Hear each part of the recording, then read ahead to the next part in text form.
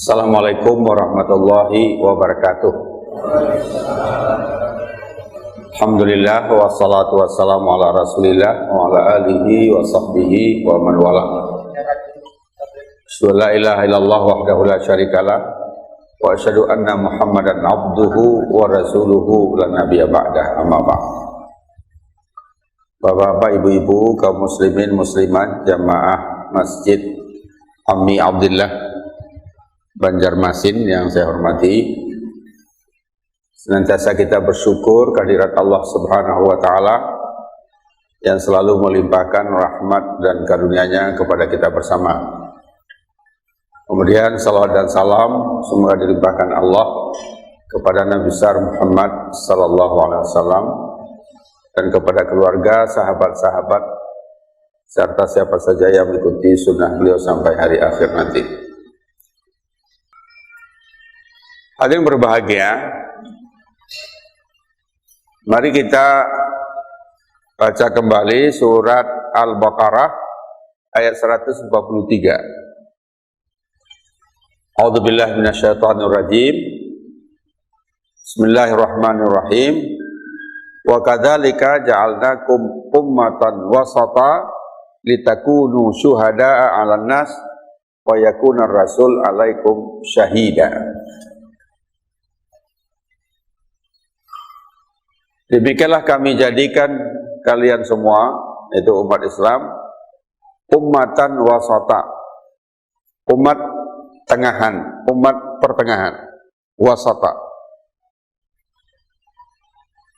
Litakunu syuhada'a 'alan nas, supaya kalian semua bisa menjadi saksi untuk umat manusia, menjadi contoh tauladan bagi umat manusia. Wa yakuna rasul alaikum syahida, dan rasul yang akan menjadi saksi untuk kalian semua. Ayat ini menjelaskan tentang wasatiyatul Islam atau Islam wasati atau Islam wasatiyah. Kemarin dibahas selama 3 hari di Bogor dalam acara namanya High Level Consultation of Muslim World Scholar on Wasati al-Islam, atau bahasa Arabnya Al-Liqa At-Tashawuri Al-Ali Li'ulama Al-Muslimin Wal-Muthaqafin An Wasatiyatil Islam, konsultasi tingkat tinggi ulama dan cendekiawan muslim dunia. Oh, ini dunia nih, tapi tidak termasuk akhirat. Dunia tentang wasatiyatul Islam. Pesertanya sekitar 100 orang dari semua benua ada. Dari Afrika, dari Eropa, dari Amerika, dari Australia, dari Asia Pasifik, termasuk Indonesia, juga Rusia juga ada, Uzbekistan ada, cukup ramailah membicarakan tentang wasatiyatul Islam. Nah, saya juga diundang sebagai peserta dan juga sebagai salah seorang pembicara di sesi ke-6, sesi terakhir. Judulnya Wasatiyatul Islam, Tajribah Indonesia. Islam wasatiyah, pengalaman Indonesia. Nah, jadi kita disuruh cerita pengalaman Indonesia, juga ada pengalaman Thailand, ada dari Malaysia, dan juga negara lain. Nah, hadirin berbahagia, arti yang paling utama dari ummatan wasata itu adalah at-tawassut. At-tawassut, berada di tengah, tengahan. Jadi sulit memang mencari padanan bahasa Indonesia wasatiyah itu susah. Nggak ketemu itu, apa yang cocok terjemahan wasatiyatul Islam atau Islam wasatiyah. Kalau biasanya dipakai aja Islam moderat. Nah, Islam moderat. Yang moderat itu bukan bahasa Indonesia. Bahasa Indonesianya ya tengahan, tapi harus dijelaskan tengahan apa. Tawassut. Nah, nomor satu artinya adalah tawassut, di tengah. Tengahnya harus lurus, as-siratul mustaqim. Nah, lurus, nggak nyimpang-nyimpang ke kanan, nggak nyimpang-nyimpang ke kiri. Ikut Al-Quran dan As-Sunnah, ikut ajaran Nabi yang lurus, yang benar. Nah, itu sudah moderat, tawassut. Jadi Islam wasatiyah, wasatiyatul Islam itu apa? Ya, Islam yang diajarkan oleh Nabi Muhammad sallallahu alaihi wasallam secara lurus, jangan disimpang-simpangkan. Menyimpangnya bagaimana? Nomor satu, menyimpangnya disebut dalam bahasa Arab tatarruf. Tatarruf, ke kanan dia. Hulu dalam bahasa Nabi, hulu, berlebihan.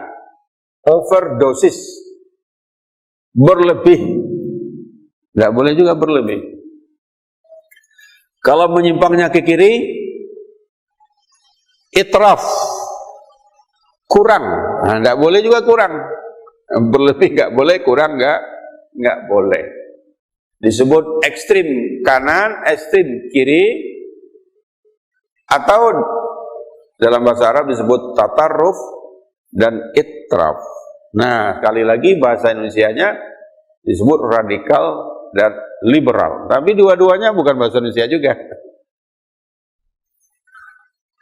Jadi beragama itu harus lurus saja, pas, nggak boleh lebih-lebih. Dalam ibadah nggak boleh berlebih. Misalnya, datanglah 3 orang sahabat mau mencari Nabi, tapi Nabi nggak di rumah, yang ada Aisyah, istri Nabi. Lalu Aisyah bertanya, ada pesan apa yang perlu kami sampaikan, perlu saya sampaikan kepada Nabi? Ada, kami ingin tahu mana ibadahnya yang lebih hebat, ibadah kami bertiga apa ibadah Rasul? Wah, ini orang nggak tahu dari mana ini, tapi bukan dari Banjarmasin ini. Keterlaluan, mau nantang Nabi. Mana ibadahnya yang lebih hebat, ibadah kami apa ibadah Rasul? Kata Aisyah, boleh tahu nggak apa kelebihan ibadah kalian? Lalu yang satu mengatakan, aku mulaila wala anamu. Aku itu salat malam terus nggak tidur-tidur.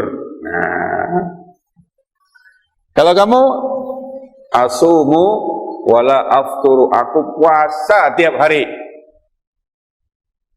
Wah, ini kayaknya mau ngalahkan Nabi ini.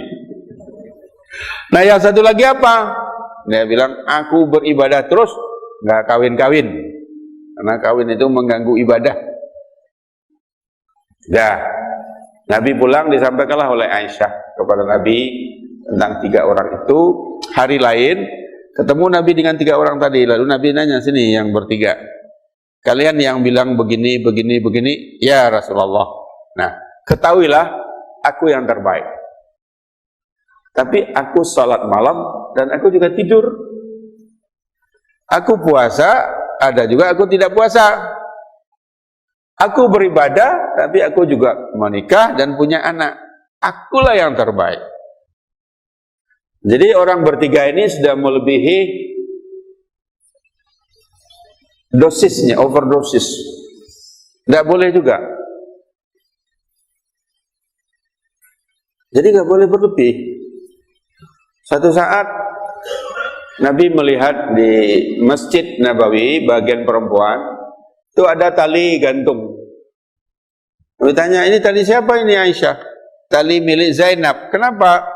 Zainab tuh kok salat malam sudah ngantuk masih terus salat sambil pegangan.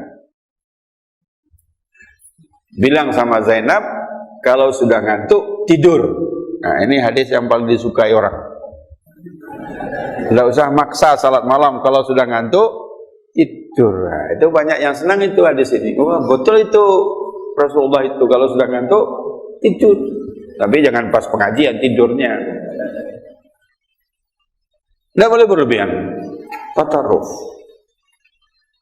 Dalam ibadah saja nggak boleh. Di dalam berdakwah juga nggak boleh berlebihan.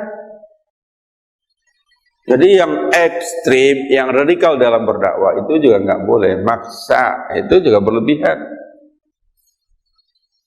Nggak boleh maksa. Dalam pemikiran juga nggak boleh berlebihan, hegemonik, menang sendiri, orang lain semua salah, juga nggak boleh. Waktu Nabi mengutus sahabat Mu'adz bin Jabal dan Abu Musa al-Ash'ari, itu dua orang sahabat hebat ke Yaman berdakwah. Apa kata Nabi kepada Mu'adz dan Abu Musa?